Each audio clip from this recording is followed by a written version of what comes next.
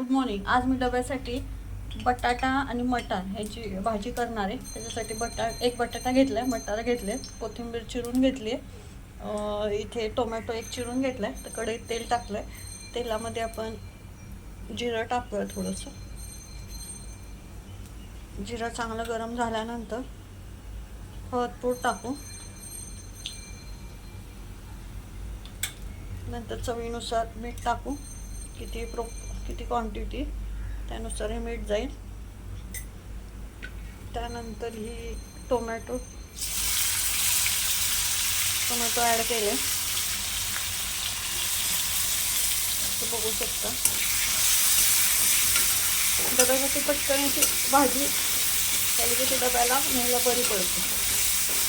तुमची पद्धत पण वेगळी असू शकेल, ती पण सांगा कोणती पद्धत आहे. आम्ही पण वेगवेगळ्या पद्धतीने करतो, पण आज या पद्धतीने करणार आहे. टोमॅटो चांगला शिजला की आपण त्याच्यात आमचं तिखट टाकणार आहे.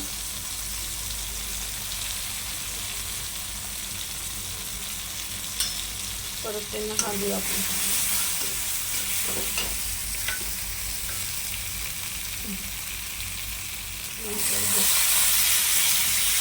बटाटा आणि मटार जे आपण चिरून घेतलेले आणि निवडून घेतलेले बटाटे ते टाकायचं.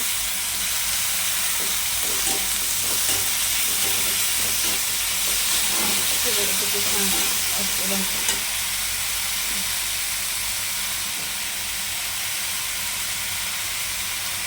रात्रीच्या भाज्या बहुतेक आपण वाटण्याच्या करतो.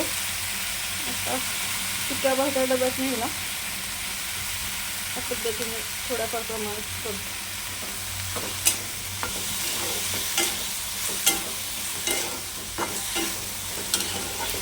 चांगलं मिक्स करून घ्यायचं या पद्धतीने. आणि ह्याच्यात पाणी न घालता जे आता आपण भाजीत हे पाण्यातून सोडत होतो त्याच्यात थोड्याफार प्रमाणात हे बघा पाणी पडले, त्या पाण्यावरच आपल्याला शिजून घ्यायची ही भाजी. थोडेसे बटाटे हलवताना बाहेर पडले, हरकत नाही, ते आपण आत घेऊ. नंतर ह्याच्यात आता चिरलेली कोथिंबीर टाकू, कारण कोथिंबीरीचा स्वाद आत गेला पाहिजे पूर्ण प्रत्येक भाजीच्या कणाकणात.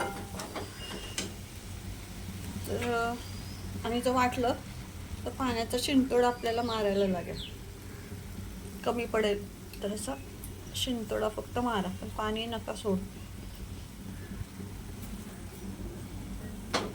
पद्धतीने आता ही मी भाजी वाफेवर करायला ठेवणार आहे. तर तुम्ही पण ह्या पद्धतीने करा. तुमची पण पद्धत कोणती ती सांगा. भाजी 2 वेळा पडली तर आपण ती आत घेऊ. आता मी चपात्या करायला घेते. बाय.